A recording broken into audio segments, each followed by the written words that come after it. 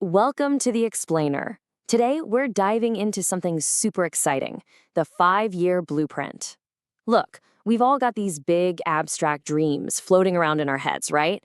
But today, we are going to take those hazy ideas and transform them into a concrete, totally actionable plan for your life. We're mapping out the next 5 years, starting right now. So I want you to seriously think about this for a second. Where are you going to be in exactly 5 years? It's kind of a sobering question, isn't it? Because here's the harsh reality. 5 years from today, you are simply going to be 5 years older. That time, it's passing regardless of what you do or don't do. The clock is literally ticking, and the stakes for where you end up are entirely in your hands. The source material we're analyzing today highlights something absolutely crucial. There are really only two distinct paths ahead of you.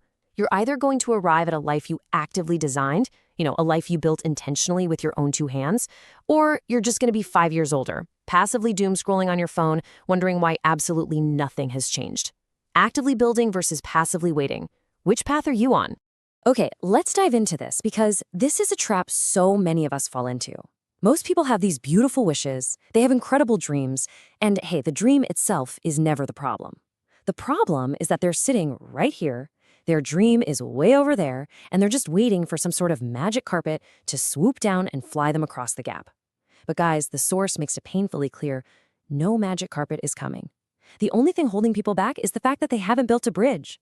And building that bridge, that is exactly what separates relying on fleeting motivation from relying on a robust system. Just think about New Year's resolutions. You tell yourself, man, this year I'm getting fit, or this year I'm starting that business. You feel so pumped. But then February hits, and boom, that motivation is completely gone. Our source compares motivation to a daily shower. It's great, but it wears off fast. True builders, the highly successful people out there, they succeed because they don't rely on how they feel on a Tuesday morning. They rely on unshakable systems. All right, so how do we actually build this system?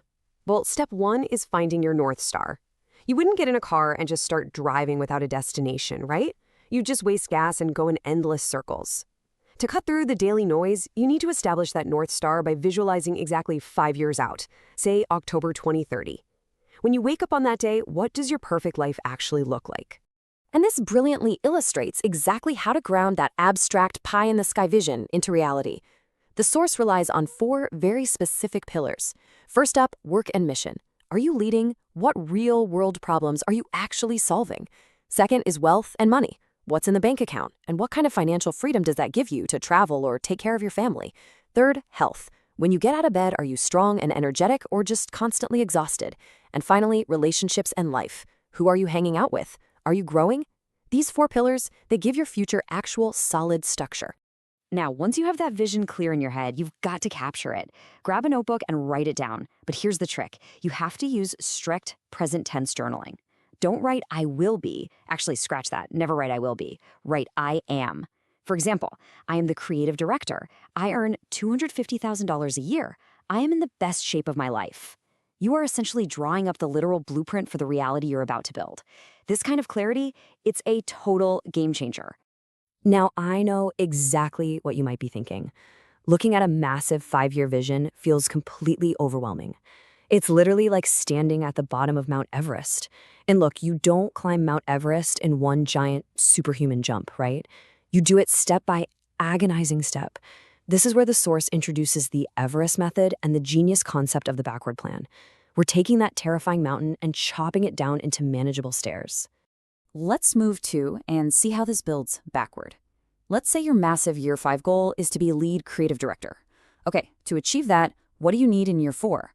You probably need to be a senior creative managing a small team. Great. To get there in year 3, you'd need a wow portfolio. To get that in year 2, you have to take on important projects and maybe finish a specialized course. Which means year 1, like right now, your only focus is to lead just one big project perfectly. Do you see what just happened? That terrifying mountain just became a super simple, highly actionable task for today. But let's pivot for a second from all this high-level planning to the gritty, everyday execution. Because look, a plan on paper is, well, it's just paper. It does absolutely nothing on its own. A map is totally worthless if you refuse to put on your boots and actually walk the path. This is the exact moment where the dreamers fall off and the true builders take over. 1,825. That's a big number. It's the exact number of days in 5 years. And more importantly, it represents the 1,825 small, consistent, and, let's be honest, often very boring daily steps required to achieve your grand plan. Success isn't some giant, dramatic leap that looks awesome in a movie montage. It's just about showing up for the small, necessary, unglamorous steps every single day. So, to manage those 1,825 steps without losing your mind, we need to build the weekly system. This is the absolute non-negotiable anchor of this entire framework. The source insists you've got to dedicate 30 minutes every single Sunday, no excuses whatsoever, rain or shine, to bridge that huge 5-year dream with your actual Monday morning to-do list. Here's the exact 2-step procedure for that Sunday review. Step 1, review last week. What did you actually get done? Step 2, look at your 1-year goals and ask yourself, okay, what are the 3 to 5 most important things I can do next week to move the needle closer to my goals? This brilliantly translates a massive 1-year objective into immediate, hyper-focused action for your week. Now, what's really interesting about this slide is how it completely redefines setbacks. When your brilliant plan inevitably meets reality, you're going to face problems. Some of your ideas will just be flat out wrong. But listen to me, that is not failure. That is feedback.